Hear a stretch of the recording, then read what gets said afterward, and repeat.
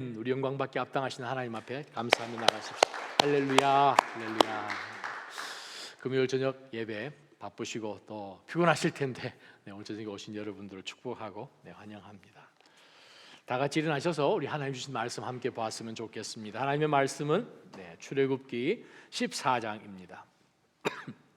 14장 10절에서 12절, 13절에서 18절, 또 26절에서 27절까지 말씀 함께 한 목소리로 받기를 원합니다. 10절 바로가 시작. 바로가 가까이 다가왔을 때 이스라엘 백성들이 눈을 들어보니 이집트 사람들이 자기들을 뒤쫓아오고 있는 것이었습니다. 이스라엘 자손들은 너무나 두려워서 여호와께 울부짖었습니다. 그들이 모세에게 말했습니다. 이집트에는 무덤이 없어서 우리를 이 광야로 데리고 나와 죽게 하는 것입니까? 어떻게 우리를 이집트에서 끌고 나와서 이렇게 하실 수 있습니까? 우리가 이집트에서 이집트 사람들을 섬기게 그냥 놔두십시오 라고 하지 않았습니까? 이 광야에서 죽는 것보다는 이집트 사람들을 섬기는 편이 나았을 것입니다. 13절 18절 모세는 이스라엘 백성들에게 말했습니다. 두려워하지 말라. 굳게 서서 여호와께서 오늘 너희에게 베푸실 구원을 보라. 너희는 이 이집트 사람들을 다시는 보지 못할 것이다.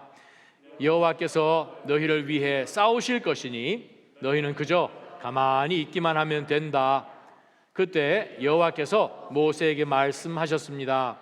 네가 왜 내게 부르짖느냐? 이스라엘 백성들에게 계속 가라고 하여라. 너는 내 지팡이를 들고 손을 바다 위로 뻗어 물을 갈라라. 그러면 이스라엘 백성들이 마른 땅 한가운데로 해서 바다를 건널 수 있을 것이다. 그러나 내가 이집트 사람들의 마음을 강팍하게 할 것이므로 그들이 뒤따라 들어갈 것이다. 그러면 내가 바로와 그의 모든 군대와 전차들과 마병들로 인해 영광을 얻게 될 것이다. 내가 바로와 그의 마차들과 마병들을 통해 영광을 얻을 때 이집트 사람들이 내가 여호와임을 알게 될 것이다. 26절 그때 여호와께서 모세에게 말씀하셨습니다. 내 손을 바다 위로 뻗어 보아라. 물이 이집트 사람들과 저 전차와 마병들을 다 덮칠 것이다. 모세는 자기의 손을 바다 위로 뻗었습니다. 그러자 동틀 무렵에 바닷물이 다시 제자리로 돌아왔습니다. 이집트 사람들은 물을 피해 도망치려 했습니다. 그러나 여호와께서 이집트 사람들을 쓸어 바다 한가운데 넣어 버리셨습니다. 아멘. 하나님, 이스라엘 백성들을 위기 가운데서 건져내신 이 놀라운 역사적인 사실을 하나님께서 성경에 기록해 주시고 로마서 15장 말씀처럼 우리들에게 또 귀감이 되고 위로가 되고 또 본이 될 수 있도록 주님 주신 말씀인 줄 믿사오니 저희의 삶 가운데 그대로 적용하여서 저희 인생 가운데도 위기가 있을 때마다 이 말씀을 기억하며 그대로 순종해내는, 그래야 하나님의 구원의 손을 보는 복이 있게 하여 주옵소서. 예수님의 이름으로 기도합니다. 아멘. 자리에 앉아주시기 바랍니다. 우리가 가끔 진퇴양난이다, 꼼짝달싹지기 못하는 그러한 상황, 그죠? 사면초가다, 그런 표현도 가끔 쓰지요. 정말 갈 수도 없고 또 뒤로 후퇴할 수도 없고 사방을 돌아보아도 피할 곳이 전혀 없는 그러한 위기를 가리켜서 우리는 진퇴양난이다라는 표현을 씁니다. 그냥 쉽게 이야기해서 빼도 박도 못한다는 거죠. 이거 뺄 수도 없고 더 망치를 두들길 수도 없는 거고 이거 어떻게 할 수도 없는 그런 아주 곤경 가운데 빠진 것을 우리는 그렇게 표현을 합니다. 우리 개인적으로 우리가 살아갈 때 때로는 참 이렇게도 못하고 저렇게도 못하고 이거 어떻게 해야 되나, 정말 위기죠. 이스라엘 백성들, 오늘 본문에 읽었던 이 삶 가운데서 우리가 지금까지 보았던 출애굽기에서 모세 자신의 위기뿐만이 아니라 한 민족의, 한 나라의 위기 상황을 통해서 정말 클래식하게 우리가 위기에 도달했을 때, 만났을 때 우리가 과연 어떻게 해야 되는지를 우리가 오늘 본문 말씀을 통해서 한번 찾아보기를 간절히 소망합니다. 여러분께서는 잘 아시다시피 우리 13장까지 보게 되면 이 하나님께서 이 이스라엘 백성들을 이집트에서 이제 건져내신 거예요. 정말 피, 개구리, 이, 파리, 또 뭐죠? 악질, 독종, 우박, 또 메뚜기, 흑암, 제일 마지막에 뭐죠? 장자를 죽이는 이 10번에 걸친 이 이적, 그것을 통하여서 이 이집트 땅을 그냥 아주 하나님께서 초토화시키시고 난 다음에 이건 더 이상 붙들고 있어 봐야 뭐 승산이 전혀 없는 전쟁인 것을 바로가 그제서야 깨닫고 자기의 정말 애지중지한 그 아들을 목숨을 잃게 되는 이 엄청난 하나님의 그 심판을 경험하고서야 그는 그냥 마지 못해서 이 이스라엘 백성들 노동력이 200만 명 정도 되는 노동력을 이제 할 수 없이 그냥 놓아줄 수밖에 없었습니다.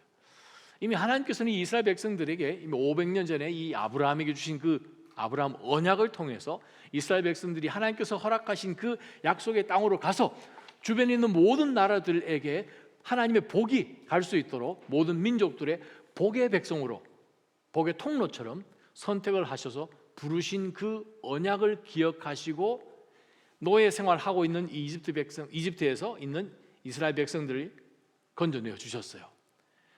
이제 그들이 아주 기쁨 가운데서 이제 광야로 향해서 하나님이 예비하신 그 땅을 향하여 나아가는데 이제 큰 어려움이 닥치게 됩니다. 처음에 출발할 때는 얼마나 기뻤겠습니까? 온 이 이집트 사람들이 우리가 13장에 보게 되면 정말 두려워하면서 그들이 가지고 있는 옷이며 금은 보하며 지난 400년 동안 그들이 종살이했던 그 모든 것을 품삯처럼 그걸 줘서 그들로 하여금 빨리 지금 이 땅을 떠나도록 두려움 가운데 있었기 때문에 그들을 보냈죠. 우리가 1절부터 보게 되면 14장에 이스라엘 백성들이 이제 그냥 기쁜 마음으로 이제 행진을 하면서 나아갔는데 오유이 아주 힘든 그런 위기의 상황에 탁 빠지게 되었습니다.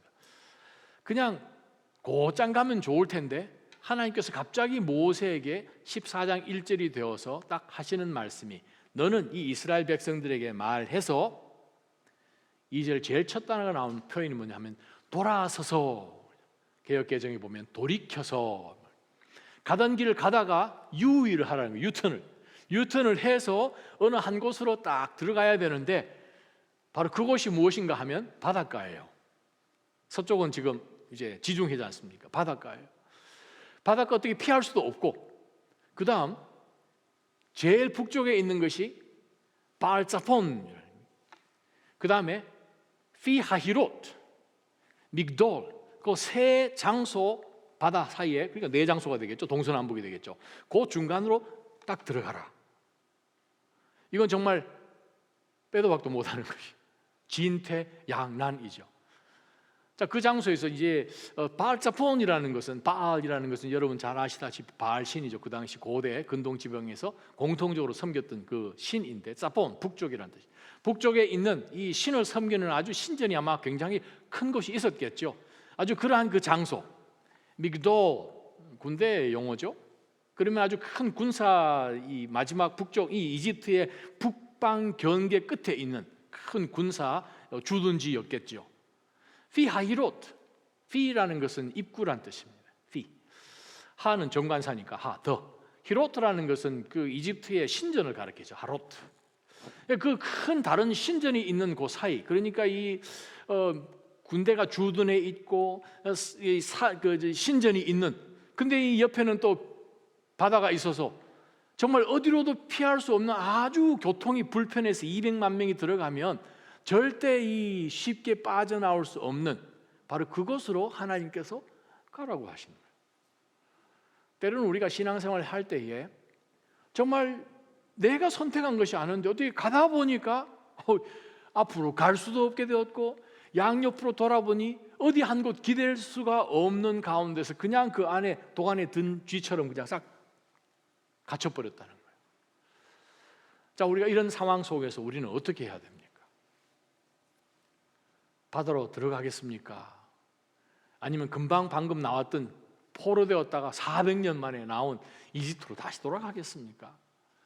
정말 어떻게 할 방법이 전혀 없는 가운데서 그들이 좀 고민을 좀 하면 무슨 문제가 해결이 되려나라고 생각을 했을 수도 있을 텐데, 지금 다른 한편 이집트에서는 200만 명이 그냥 쑥 빠지고 나니까 이게 일이 안 돌아가는 거예요. 지난 400년 동안 이 사람들을 부려먹었는데 노동력이 갑자기 그냥 다 공석이 되다 보니 이집트 나라가 경제가 안 돌아가는 것이겠죠. 바로가 아무리 생각해봐도 본전 생각이 나는 거예요. 자기의 맏아들까지 죽었는데 지금 그들 손에 남은 것은 빈자리밖에 없는 거예요.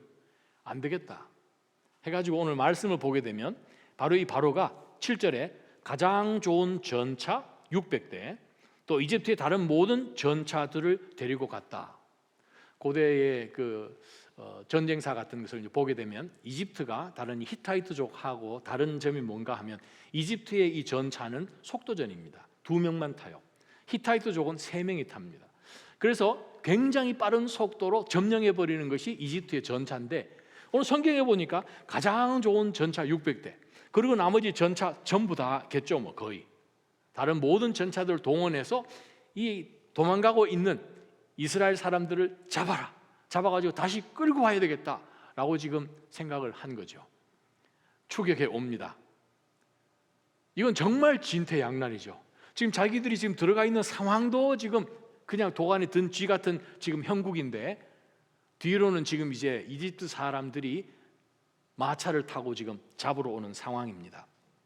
그때 저와 여러분이 처해졌다고 한번 생각해 보십시오. 10절 말씀입니다. 바로가 이제 처음에는 몰랐겠죠. 그러나 점점 다가오니까 그 마차들이 그냥 수백 대가 오니 뭐 먼지가 그냥 한이 없겠죠. 옛날도 아닙니다만 한 10여 년 전에 아프리카 선교를 이제 갈 때 보면 건너편에서 버스가 오면 검은 먹구름이 쫙 오죠. 매연이 너무 심해서 먹구름이 그냥 길을 다 덮어서 쫙 옵니다. 그러면 빨리 길 밑으로 이제 수건을 꺼내가지고 선교팀들이 내려가서 그거 먼지 지날까지 기다렸다가 다시 이제 올라오는 그런 기억이 나는데, 수백 대의 전차가 쫙 오니까 이 모래 먼지 뭐 말도 못하겠죠. 그거를 보고 있는, 그것도 도간에 든 쥐처럼 그러한 장소에서 보고 있는 이 히브리 사람들이 얼마나 두려웠겠습니까? 이거 위기죠. 예전에 이스라엘에서 60년대에 그 6.1 전쟁 할 때에 골더 여자 수상이 전쟁을 시작하면서 했던 아주 유명한 말이 있습니다. 2000년도 더 되게 정말 하나님께서 우리를 홍해를 갈르셔서 정말 건져내신 바로 그 하나님이 지금 하나님의 백성들이 우리나라를 구해내지 않겠느냐, 아주 유명한 말을 했는데 오늘 본문이에요. 보시면 이스라엘 백성들이 눈을 들어서 보았는데 무엇을 보았는가 하면 이집트 사람들이 자기들을 뒤쫓아오는 것을 보아서 그들이 너무나 두려워서 여호와께 울부짖게 됩니다. 자, 상황이 힘들어서 그것을 보고 하나님 하면서 이제 기도로 쭉 나가는 것이 아니라 그동안 쭉 하나님을 바라보는 가운데서 하나님이 처음부터 하나님의 전쟁처럼 싸워주는 그러한 형국이 아니라 그들이 그냥 마음 가운데 사막 그 길을, 광야 길을 걸어가 보니 너무 불편한 게 많은 거예요. 화장실 가는 것도 불편하고, 물 먹는 것도 불편하고, 식사하는 것도 불편하고, 그 중에 또 뭐 많은 사람들 이 식사 좀 까다롭게 먹는 사람들은 더 불편하겠죠. 이 불편한 게 한두 개가 아닌 가운데서 입이 이렇게 나왔는데 이제는 죽게 되었으니까 그들이 바로 불평으로 나오는 것을 우리가 보게 됩니다. 그러면서 우리가 12절 봅니다. 11절 하반절부터 어떻게 라고 이야기를 하면서 이집트에서 이집트 사람을 섬기게 그냥 놔두십시오 라고 하지 않았습니까? 광야에서 죽는 것보다 이집트 사람을 섬기는 편이 나았을 것입니다 라고만 합니다. 우리가 바로 이 이스라엘 백성들이 믿음 없이 그냥 내뱉어버리는 이 말을 통해서 우리가 보아야 할 첫 번째 영적 교훈이 하나 있습니다. 바로 그것이 뭔가요? 만약에 그들이 이집트에 계속 있었다면 어떤 일이 벌어집니까? 최소한 가장 좋게 된다면 그냥 종으로, 그냥 노예로 자자손손 대대로 영원 무궁토록 사는 것이고, 아니면 불과 몇 주 동안 일어난 일들처럼 그들도 동일하게 이집트 사람처럼 취급이 되어서 그 10가지 재앙을 다 통과했다면 어떻게 되겠습니까? 하나님의 백성이 아니어서, 하나님의 백성 되는 것을 포기해서, 거절해서 이집트 사람처럼, 왜냐하면 400년을 살았으니까 그들이 생각하는 것이며 언어며 입는 옷이며 모든 것이 이집트 사람이잖아요. 철저하게 자기네들도 이집트 사람이라고 생각하면서 지난 400년을 살아왔잖아요. 관습이며 모든 것이. 자, 그러한 가운데서 이 이스라엘 백성들이 지난 수주 동안 하나님이 정말 능력으로 그들을 건져내셔서 그들로 하여금 지금 자유인이 되었을 거고, 자유인뿐만 아니라 여호와 하나님께서 우리 조상들에게 말씀하신 그 젖과 꿀이 흐르는 그 땅을 유업으로 주셔서 전 세상을 향하여 우리가 제사장의 나라로 살도록 하시는 이 굉장한 자존감, 굉장한 미래, 이러한 모든 것들은 포기하고 우리 그냥 옛날로 있었으면 좋겠습니다 라고 생각하는 것이 주님 정상인가요? 라고 우리는 한번 질문해 봐야 됩니다. 다른 말로 표현하면 때로는 우리가 신앙생활을 해나가는 가운데서 하나님께서 우리의 둥지를 좀 흔드시거나 어떠한 새로운 방향으로 하나님께서 인도해 주셔서 우리가 정말 익숙했던 그 모든 것을 다 내려놓고 포기하고 혹은 많은 희생을 감수하고라도 그 길을 가게끔 할 때 하나님을 조금 못 믿겠어요. 그냥 이 자리에 있으면 최소한 일이 어떻게 되어 가는지는 내가 어느 정도 컨트롤할 수 있어요. 좀 요거도 먹는 노예같이 산다 할지라도 어느 정도 좀 어떤 일이 벌어질지 알기 때문에 시큐어하다고 생각하는 가운데서 그냥 이 자리에 살게 해주십시오라는 그러한 마음이 때로는 우리 가운데 있어서 믿음으로 발걸음을 내딛지 않으려고 하는 그러한 신앙의 위기가 있겠지요. 저는 여러분께서 하나님이 인도하시는 우리 신앙 믿음의 걸음 가운데서 우리가 때로는 어떤 크고 작은 위기 앞에 딱 처해졌을 때 절대 잊지 말아야 할 것이 한 가지가 있습니다. 그것은 무엇입니까? 지금까지 하나님이 베풀어 주신 은혜를 잊지 말아야 되는 거예요. 지금 이스라엘 백성들이 지금 두 가지로 보면서 생각합니다. 차라리 우리가 이집트에서 노예로 살아서 그 사람들을 섬기는 것이 낫습니다. 낫다라고 이야기하면 뭐보다 낫다는 뜻입니까? 뭐보다 낫던 거예요? 지금 우리가 여기 갇혀서 추격당해서 죽을지 모르다는 바로 요 현실만 보면서 하나님이 앞으로 어떤 일을 하실지도 잊어버리고 지금까지 하나님이 어떻게 인도해 오셨는지도 잊어버리고 우리가 지금 요 처해진 상황하고 바로 전까지 그냥 죄의 길 가운데 내가 원해서 혹은 내가 주인처럼 살았던 그것과 비교할 때에 아니다라고 생각하면 이것은 참 어리석은 판단이 아닐 수 없습니다. 하나님은 분명히 더 좋은 것을 주기를 원하십니다. 제가요, 이 동물들이 때로는 거짓말을 못 하잖아요. 그죠? 동물들이 거짓말을 못 하잖아요.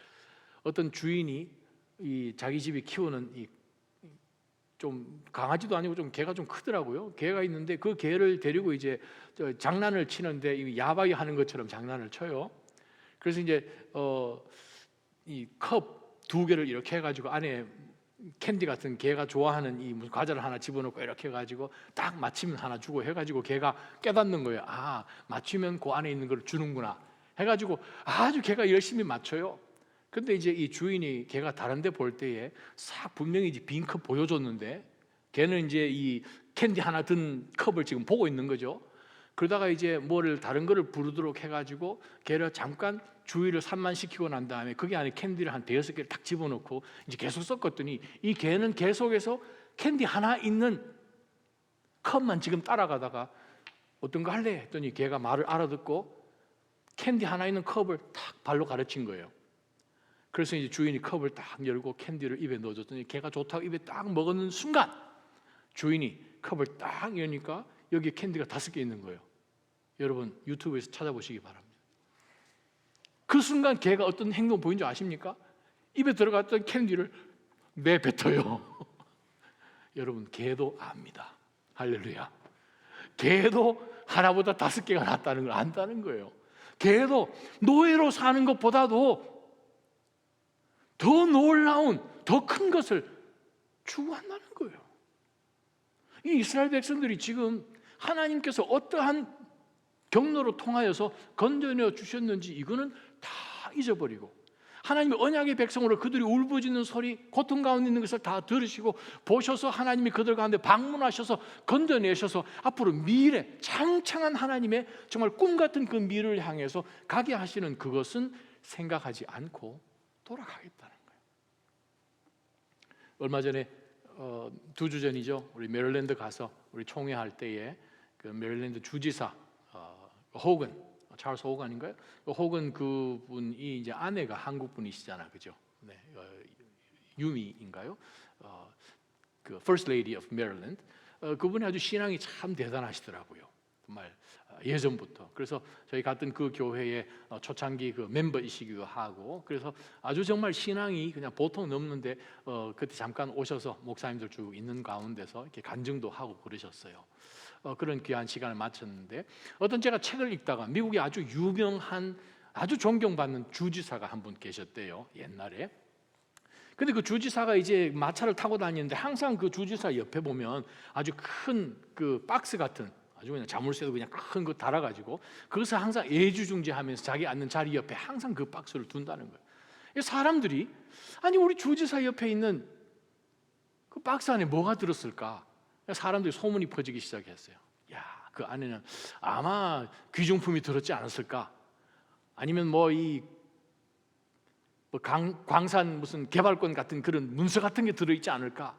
아니면 자기를 호신하기 위한 총이나 칼 같은 것이 있었겠지. 근데 아무도 그 안을 들어본 적이 사람이 없는 거예요. 항상 자물쇠를 큰 걸 잠궈 놓고 있으니까. 어느 날 어떤 회의가 있어가지고 주지사가 그 마차를 타고 도착을 해서 회의하러 들어갔더니 그 중에 한번 의협심 강한 어떤 한 청년이 뛰어가가지고 그 망치로 그 열쇠를 그냥 열어가지고 쫙 열어보니까 안에 뭐 들었게요? 뭐 들었을 것 같습니다. 이 사람이 너무 놀란 거예요. 뚜껑을 딱 열어보니까 안에 정말 너덜너덜한 옷 하나 하고 조그마한 깡통 같은 게 하나 있더라는 거예요. 이게 뭐지? 하고 있는데 주지사가 회의를 마치고 나오다가 자기 마차에서 벌어진 광경을 본 거죠. 지금 뭐 하십니까? 했더니 아니 주변에 이제 주민들이 모여서 아니 당신이 마차를 타고 다니면 항상 오른쪽에 그냥 이 큰 체스트를 하나 넣어가지고 그냥 자물쇠 항상 잠궈놓고 뭘 안에 넣고 다니는지 궁금해서 아니 이 사람이 그냥 좀 호기심 많아서 그냥 그렇게 했네요. 이게 뭡니까? 우리가 이해를 못하겠습니다. 뭐 좋은 거 나오려고 그랬더니 너무 보니까 그냥 뭐 옷이 그냥 아주 남루한 옷이 있네요. 했더니 그분이 서서 하는 얘기가 제가 원래 고아였습니다. 정말 가난했고 정말 동냥하듯이 그렇게 시절을 보냈는데 하나님께서 정말 저를 높이셔서 정말 주지사까지 됐습니다. 그런데 주지사가 되고 보니까 가끔 내 마음속에 무슨 생각이 드는가 하면 교만한 생각이 들더라는 거예요. 그래서 그가 이래서는 안 되지, 내가 어디서부터 출발을 해서 내가 지금 자리까지 왔는지를 이걸 잊어버리면 안 되겠다, 끝까지 이렇게 되면 교만해지겠다 하는 생각이 그가 들어서 정말 그 남루한 옷, 그가 정말 어려울 때 입고 다녔던 그 옷, 그가 정말 구걸하면서 가지고 다녔던 그 깡통 같은 바로 그것을 항상 리마인드로 교만해질 때마다 그것을 열어서 보면서 하나님이 나를 어디서부터 지금까지 건져 오셨는지 그거를 기억해야 되겠다. 그래서 그가 정말 많은 사람들 앞에 서서 그 이야기를 했더니 주변 사람이 우리 조지사 정말 만세 하면서 아주 그냥 뛰어난 그런 주지사로 끝까지 잘 섬겼다고 하는 이야기를 들었습니다. 여러분, 우리가 위기에 처할 때 위기가 우리가 무엇을 보느냐가 참 중요하잖아요. 무엇을 봐야 됩니까? 하나님을 봐야죠. 그런데 오늘 10절에 보면 이스라엘 백성이 눈을 들어서 지금 이집트 사람들을 본 거죠. 그러면 자기 현상들, 지금 처해 있는 상황을 본 거죠. 사실은 다 막히면 어디를 봐야 됩니까? 위를 봐야 되잖아요. 아니, 아예 처음부터 위를 봐야죠. 하나님이 그곳에 가게끔 인도하신 이유가 있지 않습니까? 하나님은 다 알고 계신 전지하신 omniscient 한 하나님이시잖아요. 그래서 하나님이 말씀하시기를 너희들이 그곳에 딱 들어가면, 모세도 아마 이해를 못했을 거예요. 백성들이 이해했겠습니까? 이 길 분명히 조금 전에 다녔던 그 길 아니냐고. 근데 그곳에 갔을 때 하나님은 말씀하시면 너희들이 그곳에 딱 들어가 있으면 바로가 생각하기를 아유 저놈들이 때학빛에 그냥 사막 왔다 갔다 하다가 길 잊어먹었다. 우리가 가서 쉽게 저네들이 딱 도관이 던지니까 가서 처리하자라고 할 것이다. 그러면서 하나님 말씀하시기를 그러나 내가 이 모든 이 이집트 백성들을 다 물리쳐서 내가 그들을 통해서 영광을 받겠다. 그것이 하나님의 계획이에요. 우리를 통해서 하나님은 영광 받기를 원하시고 하나님은 그 목적을 위해서 우리를 복 주시기를 원하십니다. 조금은 지금은 위기를 가운데 우리가 처해진다 할지라도 우리가 첫 번째 잊지 말아야 할 것은 하나님의 은혜를 잊지 말아야 됩니다. 은혜는 변하지 않습니다. 할렐루야. 우리가 처한 지금 상황은 변하잖아요. 위기 상황 조금 지나면 위기가 아니잖아요. 그 위기도 얼마든지 하나님께서는 14장에 등장하는 이 홍해 사건처럼 하나님은 변화시킬 것이거든요. 두 번째 말씀 한번 보십시다. 두 번째 말씀을 보게 되면 13절부터 나오는 쭉 말씀 가운데서 우리가 하나 초점을 둬야 할 것이 있습니다. 13절에 하나님이 이스라엘 백성들이 하신 말씀이에요. 어떻게 보면 이제 우리 어떻게 되겠습니까? 이집트에 그냥 두시면 좋은 거 아닙니까? 라고 그냥 하나님 앞에 변명하고 불평하고 원망하는 그 백성들에게 모세는 이스라엘 백성들에게 말했습니다. 뭐라고 말했는가 하면 두려워하지 말라. 굳게 서서 여호와께서 오늘 너희에게 베푸실 구원을 보라. 너희는 이 이집트 사람들을 다시는 보지 못할 것이다. 여호와께서 너희를 위해 싸우실 것이니 너희는 그저 가만히 있기만 하면 된다. 15절 그때 여호와께서 모세에게 말씀하십니다. 네가 왜 내게 부르짖느냐. 요 사이에 지금 모세가 백성들이 그냥 원망하니까 가서 또 부르짖었겠죠. 네가 왜 내게 부르짖느냐. 이스라엘 백성들에게 계속 가라고 하여라. 그 방향으로 계속 들어가라고 하여라 라고 하나님이 말씀하십니다. 자, 이스라엘 백성들이 가기 전에 무엇이 먼저 있어서 이스라엘 백성들이 그 방향으로 갑니까? 다른 말 표현하면 우리가 무엇이 먼저 있어서 발을 뗍니까? 자, 이 백성들은 지금 안 가려고 해요. 그런데 하나님은 백성들로 하여금 가라라고 명하십니다. 너 나한테 지금은 부르짖는 시간이 아니고 가야 되는 시간이라 지금 그 얘기 하시는 거죠. 그러면 가려면 무슨 근거가 있어야 되잖아요. 저와 여러분은 또 우리가 신앙생활 한다고 하지만 우리가 위기 가운데 처해질 때는 사실 무엇 때문에 위기가 오는가 하면 순서를 뒤죽박죽 하기 때문에 위기가 옵니다. 여러분 애들 어릴 때 우리 레고 같은 거 요즘은 레고가 굉장히 섬세하게 sophisticated 됐다할까요? 예전에 그냥 블락이잖아요. 그냥 블락 해가지고 요즘은 그냥 아주 섬세하잖아요. 그거 하나 순서 잘못해도 사실 우리 아이들한테 혼나요. 아빠들이 그렇지 않습니까, 집사님? 이거 못하면 아빠 이게 아니잖아 뭐 그렇게 되잖아요. 순서 참 중요합니다. 그죠? 저희 집에 싱크대 밑에 있는 그 garbage 그 디스포저 그게 고장이 나가지고 그거를 이제 갈아 끼우는데 아유 아무리 해도 이게 안 들어가는 거예요. 고민이죠. 그러다가 이제 다시 유튜브를 이렇게 보니까 인스트럭션을 읽어보니까 제가 이 동그란 그 링을 나중에 끼워 넣어야 되는데 그걸 먼저 끼워 넣으니까 안 들어가는 거예요. 그것 때문에 제가 그냥 한 15분을 그냥 땀을 뻘뻘 흘리면서 그래요. 순서가 이렇게 중요합니다. 조그마한 블락을 쌓는 것도 순서가 중요해요. 신앙생활은요. 얼마나 더 중요하겠습니까? 자, 이스라엘 백성들에게 하나님께서 가라 하기 전에 뭐가 먼저 있어야 가는지, 즉 우리는 뭘 봐야 가잖아요. 우리는 안 보면 안 보여지면 안 가려고 그러잖아요. 보고 동의가 되고 이해가 되면 그제서 움직이는 것은 믿음이 아니죠. 그거는 하나님 필요 없죠. 보고 가는 거야. 그런데 오늘 본문에 하나님께서 이 이스라엘 백성들에게 모세 너 지금 뭐하냐? 가라고 해라 하는 그 말씀이 15절에 나오는데 15절 말씀 나오기 전에 뭐가 먼저 나오는지 한번 보십시오. 13절에 보니까 두려워하지 말라 굳게 서서 오늘 너희에게 베푸실 구원을 보라. 너희는 이집트 사람들을 다시는 보지 못할 것이다. 미래에 일어난 일을 하나님께서 이미 모세에게 14장 첫 부분에 나왔던 하나님이 이스라엘 백성들에 대해서 어떻게 하실 건지에 대한 그 이야기를 먼저 주셨잖아요.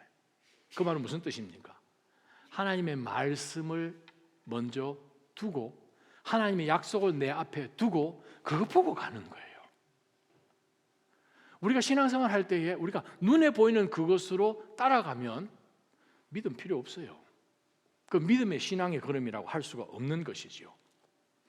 분명히 하나님의 말씀을 먼저 보고 그 다음에 순종하면서 눈에는 보이지는 않는데 발걸음 떼는 거지요.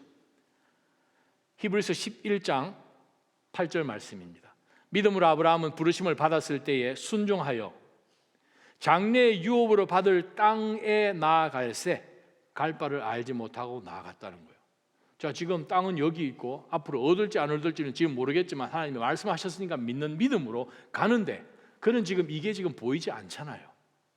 근데 말씀은 있잖아요. 말씀을 믿고 그가 갈 바를 알지 못하고 가는 거예요. 바로 그것이 아브라함을 통해서 우리에게 보여주신 믿음이 무엇인지를 정의 내리는 거예요.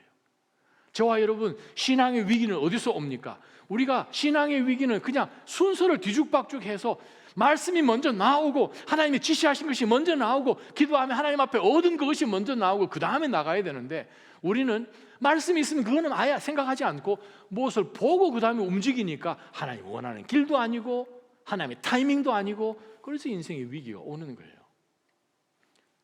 제가 한국에서 사역할 때에 저희 공동체의 대표 장로님이 공군 장성 출신이세요. 그래서 그분이 편대장도 하시고 사단장도 하시고 군단장도 하시고 그렇게 하신 이제 장로님이 계신데 그 장로님이 하신 그 말씀 가운데서 하나 재미난 그런 얘기가 있었어요. 비슷한 내용을 제가 달라스에서 우리가 목회할 때 저희 교회에 공군 중령 대령들이 여러 있었거든요. 그때 을지 무슨 프로그램 해가지고 항공기 전투기 만든다 해가지고 한국에서 미국으로 많은 그 전투기 조종사들이 왔죠. 그 장로님이 하신 말씀이 이렇게 얘기하십니다. 공중에서 목사님 정말 마하 1, 2 이렇게 해가지고 그냥 빠른 속도로 움직일 때 몇 초만 잠깐 하면은 그냥 사고 난다는 거예요. 비행기가 워낙 빠르니까. 한국이 산세가 좀 심하잖아요. 그래서 무슨 폭격 훈련을 하고 이렇게 옮기고 하는데 비행기 몇 바퀴 좀 돌고 나면 어느 순간 이 굉장히 햇빛도 비치고 막 그러잖아요. 구름 위로 뛰어다니니까. 근데 이 조종사들이 고글을 쓰긴 하는데 어느 순간에 자기가 몇 바퀴를 돌고 나면 머리가 착각을 해서 하늘도 푸르고 바다도 푸르다는 거예요. 그때 조종사가 빨리 정신을 차리고 해야 되는 것이 계기비행이라고 합니다. 그게 뭔가 하면 눈으로 보면 이거 반드시 내 몸이 느끼는 것도 이게 바다인데 실제로 보면 그게 하늘이래요. 이거 분명히 하늘인데 근데 계기로 보게 되면 이게 지금 거꾸로 뒤집혀져 있는 거예요. 몇 번 돌면요 몸도 못 느낀답니다. 여러분, 우리가 눈으로 보이는 그것이 다가 아님을 우리는 알아야 됩니다. 그래서 하나님께서 이스라엘 백성들에게 먼저 주신 것이 말씀이라는 거예요.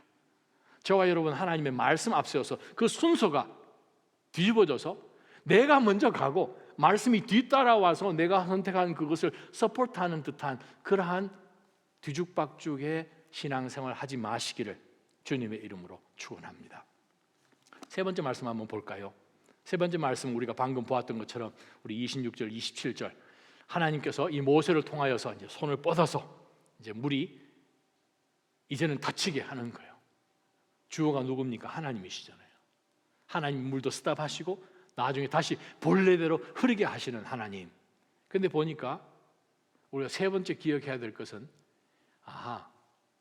하나님은 어느 한순간에 모세야 26절에 이제는 네가 손을 바다 위로 뻗어 보아라. 이때가 언제인지 이스라엘 백성들은 모릅니다. 모세도 몰랐습니다. 타이밍은 하나님이 정하십니다. 저와 여러분이 경험하는 그 위기가 하루 만에 끝날지 한 달 걸릴지 It's totally up to God. 하나님에게 달려있다는 거예요. 우리가 그것을 일찍 당길 수도 없는 것이고 늘릴 수도 없는 거예요. 그거는 전적으로 하나님께 달려있습니다.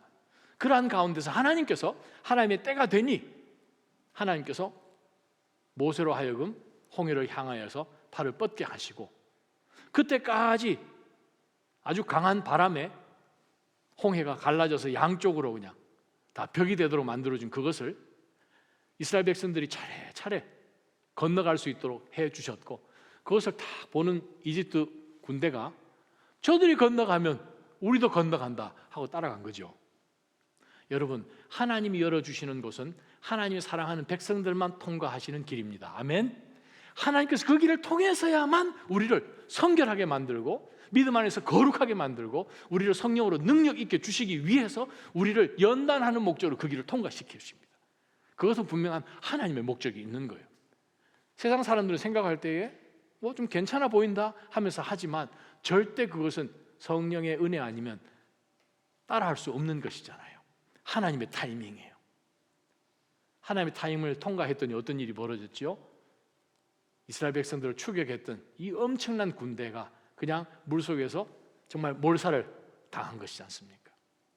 몰살을 당했더니 어떤 일이 벌어지죠? 제일 마지막 보게 되면 30절 31절에 그날에 이와 같이 이렇게 여호와께서 이집트 사람들의 손에서 이스라엘을 구하셨다. 그리고 이스라엘은 이집트 사람들이 바닷가에서 죽어 쓰러져 있는 것을 보았습니다. 이렇듯 이스라엘은 여호와께서 이집트 사람들에게 하신 큰 일을 보았습니다. 하나님은 큰 일을 하시는 하나님이세요. 그리하여 결국은 이스라엘 백성들은 여호와를 두려워하게 됐고 여호와와 그 종 모세를 믿게 되었습니다.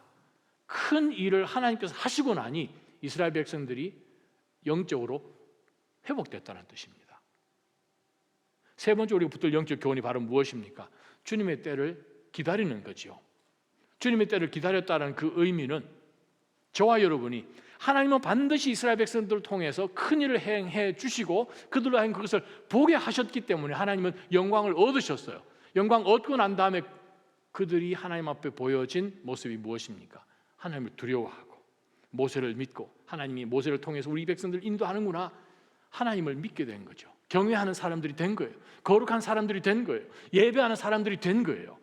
바로 그것이 하나님께서 저와 여러분 가운데서 지금 보기를 원하시는 것입니다. 하나님은 지금 이미 저희가 살아온 동안에 저와 여러분의 출애굽 경험이 있으실 거잖아요. 하나님이 정말 기가 막힌 방법으로 우리를 그러한 10가지 재앙까지는 안 될지라도 정말 우리를 위해서 대신 싸워주시고 우리에게 새로운 간증도 주시고 어떤 고난을 이겨낼 수 있도록 해주셔서 지금까지 지금 왔습니다. 지금 이 자리에서 하나님이 원하시는 것이 무엇일까요? 하나님을 경외하는 거예요. 하나님을 두려워하는 거예요. 우리가 하나님을 두려워하지 않으면 어떻게 되겠습니까? 뭐 하나님 뭐 그냥 여기가 있는 것이 이집트 같은 느낌이죠. 하나님에 대한 그러한 경외심, 두려움이 없으니 지금 내가 처해 있는 상황이 두려운 거죠. 일터가 두려운 것이고 이번 달이 두려운 것이고 다음 달이 두려운 것이고 두려운 게 너무 많은 거지요.